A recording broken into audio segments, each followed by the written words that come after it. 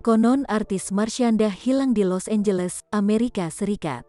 Kabar tersebut disampaikan oleh sahabat Marshanda, yakni Sheila Salsabila, melalui media sosial Instagramnya, pada Senin, tanggal 27 Juni tahun 2022, waktu setempat.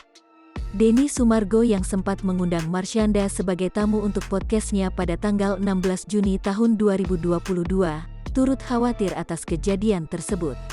Namun ia belum mengetahui pasti kronologi mantan istri Ben Hasyafani itu. Sebab ia baru mendapatkan informasi tersebut dari sahabat Marshanda, Sheila Salsabila di Instagram. Sebelumnya Denny Sumargo juga tak melihat adanya gelagat aneh yang ditimbulkan Marshanda saat hadir sebagai bintang tamu. Pria yang kerap disapa Densu itu pun menyebut kondisi Marshanda kala itu butuh dukungan untuk kembali bangkit dari keterpurukannya. Diketahui, selebriti ternama Marshanda diduga menghilang di Los Angeles, Amerika Serikat.